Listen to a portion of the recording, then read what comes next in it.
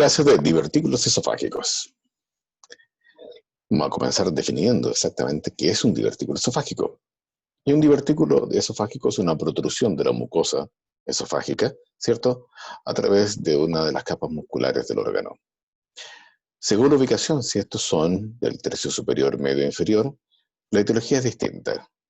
Es así como, por ejemplo, lo que son superiores, ¿cierto?, como el divertículo de Senker, se produce generalmente por la tracción del músculo cricofaríngeo, que al mantener esta tracción hace que la fuerza que se hace durante el periodo de deglución separa de alguna manera las fibras musculares, permitiendo la protrusión de la mucosa. Cuando la presencia de este divertículo es medio torácica, ¿cierto? Generalmente esto es por la adherencia de algunas enopatías o por tracción de cicatrices que se encuentran en ese nivel, ya sea, por ejemplo, la tracción de alguna cicatriz por alguna perforación. Y en el caso de los distales, como por ejemplo el divertículo epifrénico, ¿cierto? Generalmente hay otras condiciones que son las que favorecen la aparición, que tienen también que ver con la distensión de las fibras musculares, por ejemplo, los casos de acalasia esofágica. Ahora, dependiendo de la ubicación, obviamente, es también cómo uno nos va a enfrentar. En el caso del divertículo de Senker, podemos ver efectivamente cómo el cricofaríngeo tracciona, ¿cierto? Y la fuerza que uno hace cuando deglute permite la protrusión de la mucosa, es así como se ve, ¿ya? Y esto hace que en la zona del divertículo se almacene, o sea, más cierto contenido que uno ha tragado, ¿ya? Causando bastantes síntomas y molestias que vamos a mostrar después. Así se ve aproximadamente. Este es un divertículo grande que estamos viendo en una radiografía, ¿cierto?, de tórax.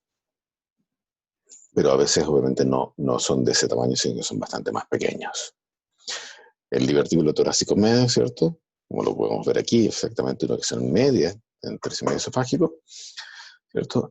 Podemos ver y apreciar aquí que tanto el lumen de la entrada al divertículo se puede confundir fácilmente con el lumen esofágico, y eso obviamente puede llegar a producir un riesgo, como se llama, incluso de perforación durante el proceso del examen. Y el epifrónico, vemos aquí, ¿cierto?, la sombra de la cámara gástrica, ¿cierto?, la presencia del divertículo aquí, en donde nos podemos encontrar generalmente con algún trastorno de motilidad como una acalasia del esófago, y esto obviamente también va a tener otros síntomas y otro tipo de abordaje. Son poco frecuentes, pero cuando se presentan generalmente la molestia es disfagia, ¿ya?, una dificultad para tragar, cialorrea, salivación. Si es grande y está entrando, ¿cómo se llama?, el alimento directamente al borde, podemos escuchar los ruidos como hidroaéreos a nivel cervical. No es raro encontrarse con regurgitación, es decir, contenido que entró el divertículo se devuelva posteriormente sin desencadenarse un vómito. Cuando ya ha pasado más tiempo con ese alimento adentro del divertículo, obviamente podemos sufrir de halitosis. Si esta regurgitación llega a las vías respiratorias, podemos tener síntomas respiratorios o infecciones de tipo respiratorio. ¿Cómo se hace el diagnóstico de divertículo esofágico? El diagnóstico generalmente, una vez que uno sospecha, es a través de una radiografía de esófago, estómago, duodeno, donde podemos ver aquí las distintas alturas donde se van presentando un Senker, un medio torácico o un distal. Con el contraste se ven bastante fácil. Muchas veces incluso es difícil verlos por endoscopía. Es muy fácil pasar el orificio del divertículo y no verlo por endoscopía, pero sí se logra ver en este tipo de estudio contrastado. Acto seguido también es la endoscopía necesaria para hacer el diagnóstico. Tenemos el orificio del divertículo, tenemos la luz esofágica, aquí el divertículo, la luz esofágica hacia acá, ¿cierto? Y el otro examen que también nos va a ayudar para también tener una aproximación del tamaño, y que muchas veces es más fácil de conseguir un escáner que una radiografía de esófago duodeno. ¿Ya? Tenemos ahí la presencia del divertículo con contenido alimentario. Este es un torácico medio, ¿cierto?, que podemos ver fácilmente con el escáner acá. ¿Cómo se tratan estos divertículos? El tratamiento, la verdad, es que es quirúrgico. Y en lo quirúrgico no significa necesariamente que sea una cirugía abierta. Esta cirugía puede ser mínimamente invasiva. ¿Y en qué consiste? En general, en hacer lo que se llama una septotomía. Es decir, esto que está acá, que es el septum del divertículo, cuando el tratamiento es endoscópico, consiste en abrirlo de tal manera de producir una sola comunicación, que no se produzca este saco contenedor de alimentos, ¿cierto?, que produce los síntomas, de manera que no se acumula aquí, sino que simplemente pasa de largo hacia el resto de la luz esofágica. Esta septotomía puede ser con stapler, como se ve en este diagrama y como muestran estas imágenes de un caso que tuvimos oportunidad de resolver en el Hospital del Carmen, ¿cierto? Pusimos el stapler, hicimos la guía tanto por endoscopía como por rayos, y finalmente la imagen de la septotomía, ¿cierto? Es esta que está acá, y vamos a ver un pequeño videíto donde estamos entrando con el endoscopio, y vemos ahí cómo se ve la septotomía. Este es el divertículo y esta es la luz del esófago hacia distal. ¿Ya? Un caso muy bonito, muy interesante que tuvimos oportunidad de resolver en el Hospital del Carmen.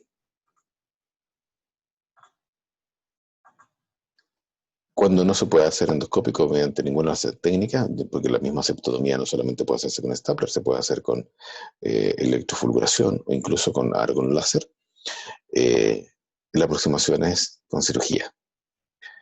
¿Ya? Esta cirugía, dependiendo de la ubicación que tenga el divertículo, puede ser, si es un Zenker, por ejemplo, un divertículo de ubicación cervical, es técnica abierta, en donde vamos a hacer la disección hasta identificar el divertículo, disecarlo completamente, sellarlo en su base, puede ser en este caso con stapler, puede ser con sutura también, y posteriormente reparar los planos desde donde salió. Ahí vemos un ser que está operando.